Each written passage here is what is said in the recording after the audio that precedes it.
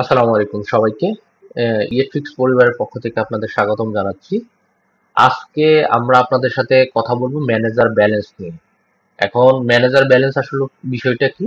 Manager balance বিষয়টা হচ্ছে এই যে আপনারা আপনাদের রিসেলার হোক, সাব রিসেলার হোক কিংবা আপনার নিজের কোন টাইপ ম্যানেজার হোক, যাদেরকে হচ্ছে যে যতটুকু ব্যালেন্স আপনারা রিচার্জ করে দিবেন সেই অনুযায়ী তারা ইউজার ক্রিয়েট করতে পারবে এবং হচ্ছে বিল কালেকশন করতে মানে বিল ওইরকম করে রিসিভ করতে পারবে। কারণ আপনারা কারণ মোস্ট অফ দ্য বিজনেসই আপনাদের বর্তমান আইএসপি বিজনেসই এরকম যে হচ্ছে যে আপনারা আপনাদের রিসেলারকে ব্যালেন্স দিয়ে দেন, তারা সেই অনুযায়ী হচ্ছে মানে যত টাকার রিচার্জ লাগে বা তার ইউজার ক্রিয়েট করতে লাগে মাস শেষে আপনারা ওই জিনিসটাই তাদেরকে রিচার্জ করে দেন। সেক্ষেত্রে হয় আপনাদের কি করতে হবে, ম্যানেজার ব্যালেন্স দিতে হবে। ম্যানেজার ব্যালেন্স আমাদের সিস্টেম থেকে অনলাইন এবং অফলাইন দুইটা অপশনই আপনারা আপনাদের ইউজারদেরকে দিয়ে দিতে পারবেন। যখন আপনারা অফলাইনে কোনো ইউজারকে মানে দিতে যাবেন, হয়তো হচ্ছে যে সাপোজ আপনি অনলাইন রিচার্জটাকে ইন্টিগ্রেশন করেন নাই, হ্যাঁ, সেই মানে অনলাইন পেমেন্ট গেটওয়েটা ইন্টিগ্রেশন করেন নাই, তখন তো নর্মালি কি হবে, অফলাইনে দিতে হবে। অফলাইনে দেওয়ার অপশন হচ্ছে যে এই যে এখানে অপশন আছে, হ্যাঁ, এখানে দেখেন ম্যানেজার রিচার্জ ব্যালেন্স নামে একটা অপশন আছে। এখানে হচ্ছে যে আপনি আপনার যে ম্যানেজারকে দিতে চান শুধুমাত্র সেই ম্যানেজারকে সিলেক্ট করতে পারবেন। সেই ম্যানেজারকে সিলেক্ট করে কত টাকা দিচ্ছেন, সাপোজ 10,000 টাকা, ওনাকে রিচার্জ দিয়ে দিলেন।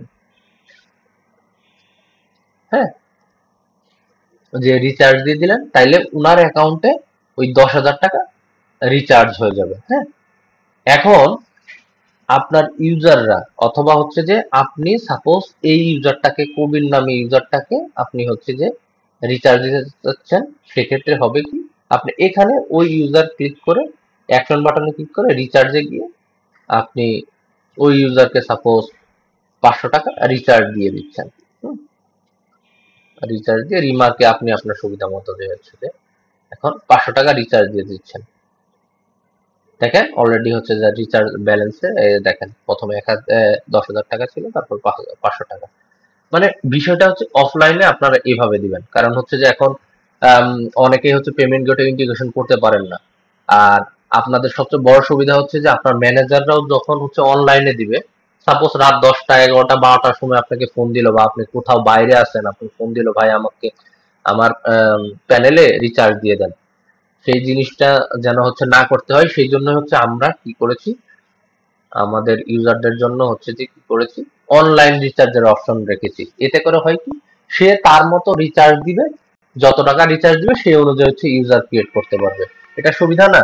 তো হচ্ছে এইখানে তখন আপনার রিসেলার আসলে বেসিক্যালি কিভাবে রিচার্জটা দিবে, সাপোজ মনে করেন যে যে কোনো একটা আপনার ইউজার আছে বা রিসেলার আছে, মনে করেন সাইড নামে একজন রিসেলার আছে, এই রিসেলার তাহলে তার পোর্টাল থেকে কিভাবে অনলাইন রিচার্জ দিবে সেই অপশনটা হচ্ছে মূলত, মনে করেন যে আমরা লগ ইন করলাম, এই দেখেন এখানে সাইডে পোর্টালে লগ ইন করে দিই। সাইড কি করবে, নর্মালি হচ্ছে সে তার ম্যানেজারে যাবে, ম্যানেজারে গিয়ে হচ্ছে যে দেখেন এখানে অনলাইন রিচার্জ নামে একটা অপশন পাবে, সে অনলাইন রিচার্জে ক্লিক করবে।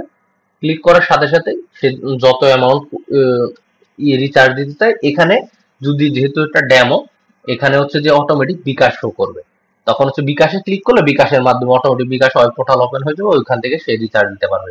নগদ যদি চায় নগদ, সে যেভাবে টাকা দিতে চায়, মানে অ্যাডমিন যেভাবে যেই প্যানেলগুলো মানে অনলাইন গেটওয়ে গুলো অ্যাড করবে ওই অনুযায়ী সে হচ্ছে যে এখানে পেমেন্ট দিতে পারবে। তো এটা হচ্ছে মূলত বিষয়। হ্যাঁ, ঠিক সেম ভাবে যদি হচ্ছে সাব রিসেলার হয়, আমাদের সিস্টেম থেকে কিন্তু সাব রিসেলাররাও চাইলে হচ্ছে যে অনলাইন পেমেন্ট করতে পারবে। সাব রিসেলার তার পপ অথবা হচ্ছে আপনার অনলাইনেও পপ রিচার্জ করে দিতে পারবে। তো মোটামুটি আমাদের সিস্টেমে অনলাইন অফলাইন দুইটা ওয়েতেই করা যায়। আশা করি বিষয়টা বুঝতে পেরেছেন। তারপরেও যদি কারোর কোনো কনফিউশন থাকে আমাদের টিমের সাথে কথা বলবেন, ইনশাল্লাহ টিম বুঝিয়ে দিবে।